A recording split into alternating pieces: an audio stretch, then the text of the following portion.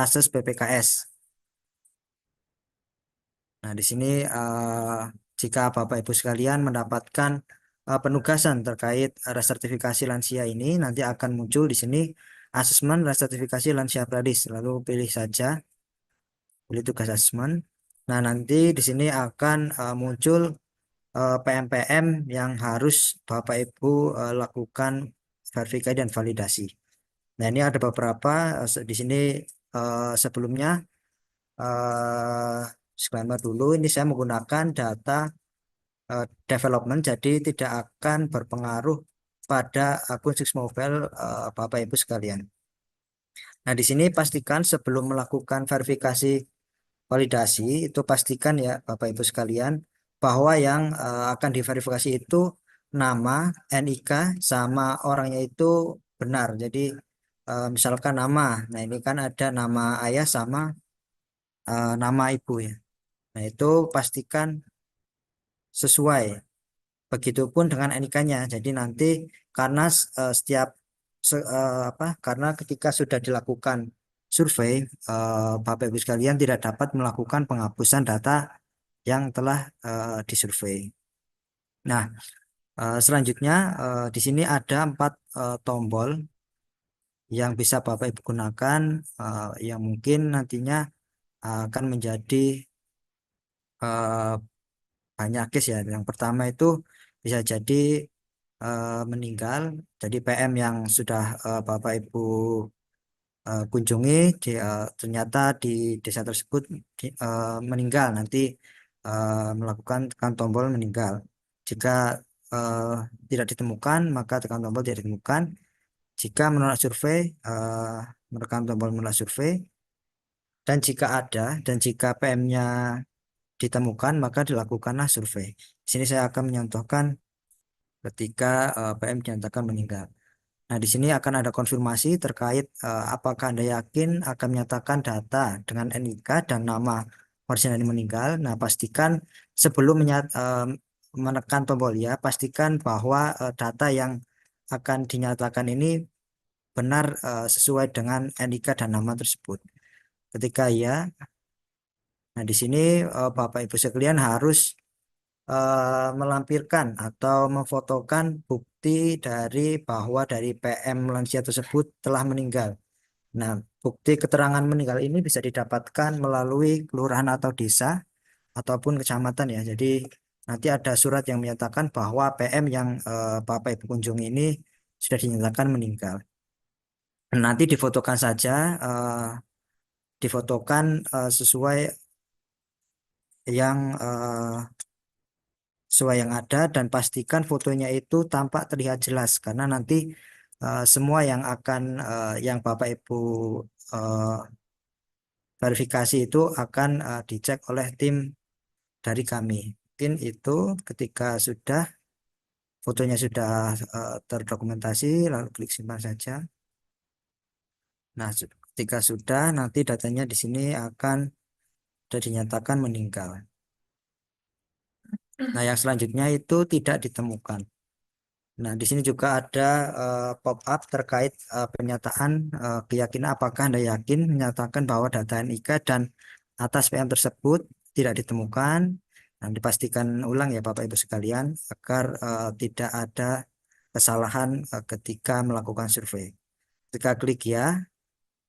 Nah, di sini juga harus melampirkan bukti bahwa PM yang akan dilakukan verbal tersebut tidak ditemukan. Bukti tidak ditemukan bisa berupa surat keterangan yang didapatkan dari desa ataupun kecamatan yang menyatakan bahwa PM tersebut memang bukan dari eh, desa atau kecamatan tersebut. Nah, nantinya tinggal diupload saja, difotokan, dan pastikan fotonya diambil dengan keadaan yang jelas. Setelah itu klik simpan.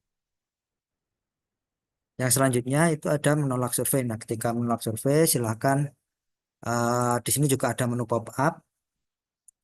Kita pilih ya. Di sini ada dokumentasi tempat foto rumah juga boleh, ataupun eh, dokumen-dokumen lain yang menyatakan bahwa memang PM menyatakan menolak untuk dilakukan survei. Jadi setelah muncul dan koordinatnya muncul di sini, silahkan klik simpan data. Yang selanjutnya yaitu terkait survei ya. Jadi ketika memang sudah dinyatakan benar namanya ada, terus NIK-nya benar, terus alamatnya juga sudah sesuai, lalu klik survei saja. Nah, di pertanyaan ini ada pertanyaan mengenai 81 kriteria kemiskinan. Yang pertama yaitu apakah target survei mempunyai tempat untuk berteduh tetap sehari-hari? Misalkan ya. Yang selanjutnya apakah target survei tinggal di rumah tangga bersama anggota keluarga lainnya? Misalkan tidak ya. Nah, selanjutnya yaitu ada pertanyaan terkait selama seminggu terakhir, apakah target survei melakukan kegiatan bekerja yang menghasilkan uang? Misalkan tidak. Yang selanjutnya yaitu dalam setahun terakhir, apakah target survei pernah khawatir tidak memiliki makanan untuk disantap? Misalkan ya. Dalam seminggu terakhir, apakah sebagian besar pengeluaran target survei digunakan untuk membeli makan lebih dari 50% dari total pengeluaran? Misalkan ya saja. Dalam setahun terakhir, apakah target survei pernah membeli pakaian untuk diri sendiri ataupun anggota keluarga lain? Misalkan tidak. Apakah sebagian besar lantai tempat tinggal terbuat dari tanah? Misalkan ya. Apakah sebagian besar dinding tempat tinggal terbuat dari bambu, kawat, atau kayu? Misalkan ya. Yang selanjutnya, apakah di rumah ini terdapat tempat untuk membuang air kecil atau air besar? Misalkan ya. Yang selanjutnya, apakah sumber penerangan rumah tangga ini dari listrik 450 dari PLN maupun bukan listrik? Di sini ada keterangannya. Misalkan ya. Yang selanjutnya, menurut Bapak Ibu pendamping, apakah target survei miskin? Misalkan pilih ya.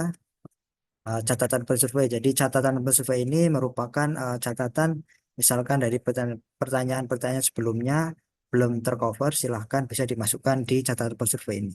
Misalkan layak menerima bantuan.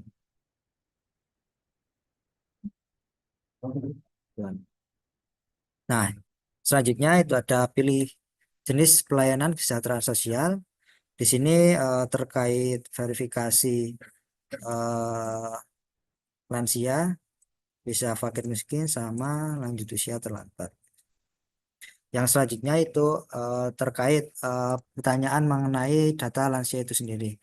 Yang pertama itu ada bantuan yang pernah diterima. Misalkan di sini ada list dari bantuan yang pernah diterima. Di sini ada misalkan PKH, PPNT atau sembako, atensi, KIP, KIS, Rutilahu, bantuan pemerintah lainnya belum pernah mendapatkan bantuan. Silakan Bapak Ibu sekalian pilih salah satu.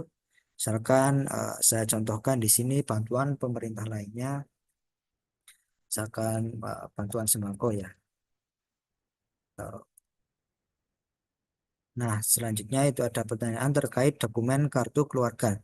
Nah, di pertanyaan ini pastikan Bapak Ibu sekalian melihat benar-benar kartu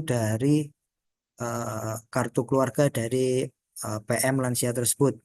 Jika memang di dalam kartu keluarga tersebut eh, emang satu atau tunggal, maka pilih kartu keluarga tunggal.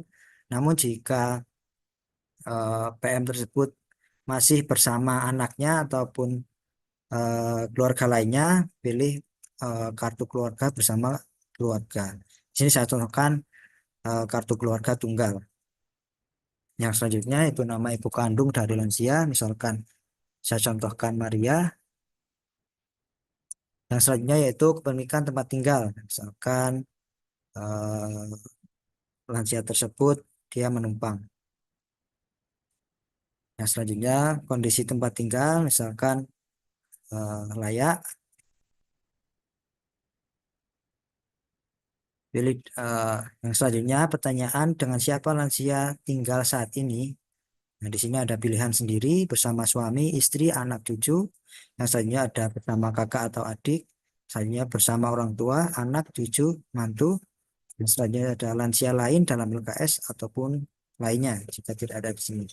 Dan di sini saya contohkan misalkan nah, PM lansianya sendiri ya. Nah, keterangan tempat tinggal lansia. Nah, keterangan ini bisa Bapak Ibu tambahkan ketika memang ada yang perlu disampaikan eh, terkait tempat tinggal dari lansia tersebut. Misalkan di sini kalau di sini kondisi tempat layak, cuman fasilitasnya kurang, jadi fasilitas kurang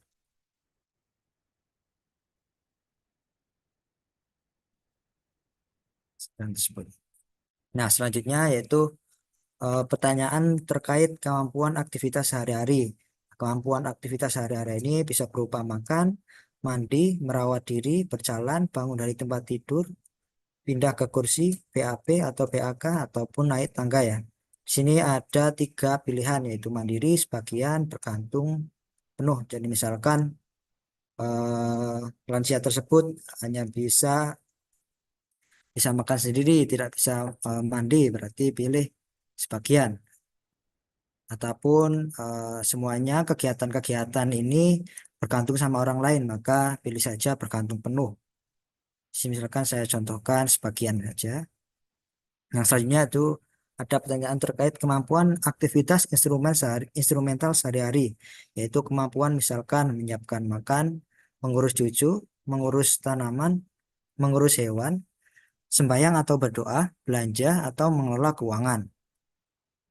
Nah ya, di sini pilihannya sama seperti tadi, yaitu ada mandiri, sebagian, sama bergantung penuh.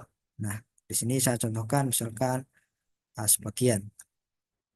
Yang selanjutnya yaitu pertanyaan terkait minat, bakat, atau keterampilan lansia. Mungkin jika dari lansia memiliki minat, keterampilan, atau bakat bisa ditambahkan di sini. Nah, selanjutnya itu pertanyaan tentang penyakit atau masalah utama yang dialami lansia. Nah, apabila mungkin pada saat melakukan verbal, turun ke lapangan, Bapak Ibu pendamping sekalian, eh, mendapatkan lansia yang membutuhkan bantuan terkait penyakit yang dideritanya, mungkin bisa diliskan saja di sini. Misalkan di sini ada beberapa list, misalkan hipertensi, demensia, penyakit jantung, katarak, radang sendi, stroke, diabetes, osteoporosis, kolesterol, depresi, penyakit paru kronis, Parkinson, obesitas, ataupun insomnia atau gangguan tidur.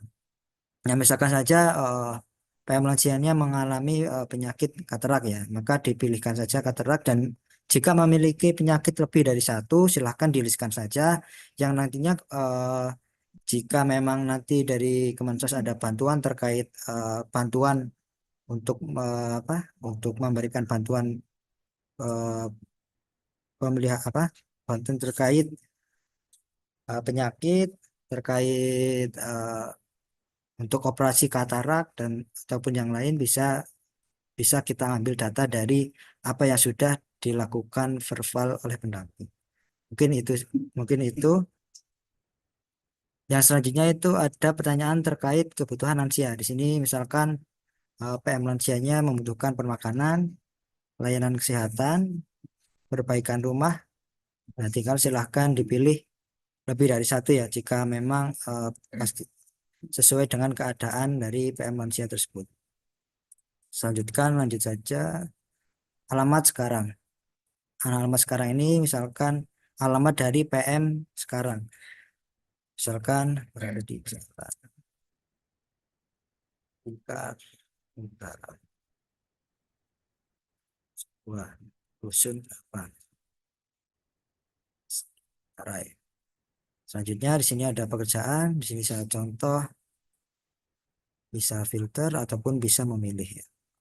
Dan ada banyak. Jadi saya contohkan belum atau tidak bekerja. Selanjutnya di sini ada dokumentasi individu. Ini wajib ya Bapak Ibu sekalian. Nah, pastikan dalam melakukan pengambilan foto individu itu PM tersebut terlihat jelas. Jadi jangan dari samping ataupun dari belakang ya. Pastikan tampak depan dan pastikan itu terlihat dengan jelas. Langsung saja. Selanjutnya dokumentasi KTP jika ada. Nah, pastikan untuk semua isian ini untuk dilakukan diisikan semuanya Bapak Ibu sekalian. Karena nantinya apapun yang nanti Bapak Ibu verbal ini nanti akan dicek oleh tim dari eh, kami untuk bahwa data ini benar.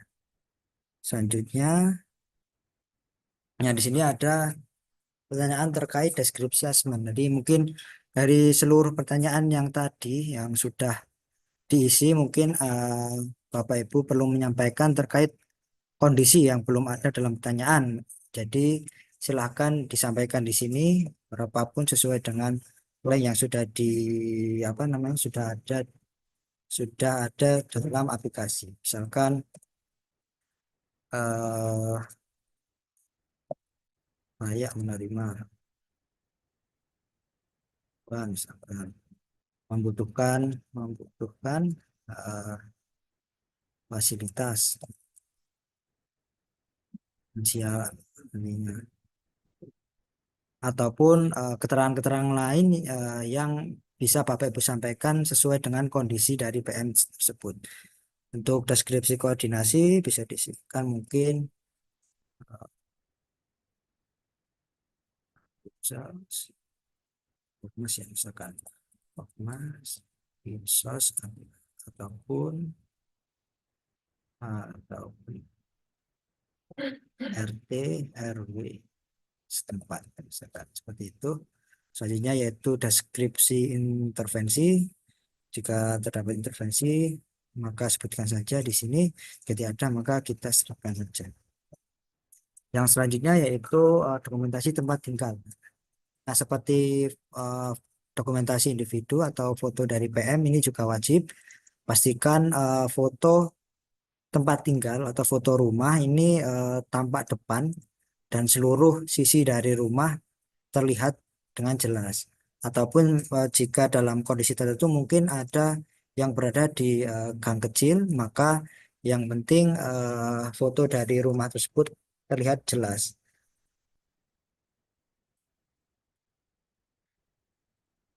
Yang selanjutnya yaitu dokumentasi kartu keluarga.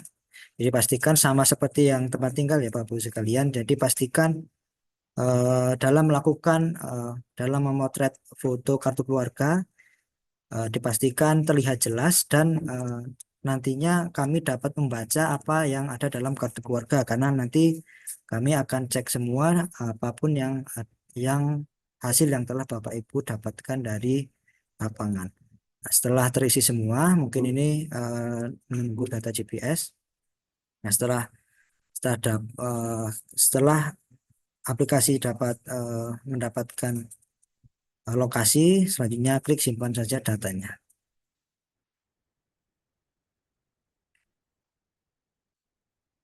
Nah, nantinya ketika data hasil disimpan, nanti data tersebut akan masuk ke dalam data asesmen PPKS. Nah, di sini merupakan list-list dari asesmen yang telah Bapak Ibu lakukan.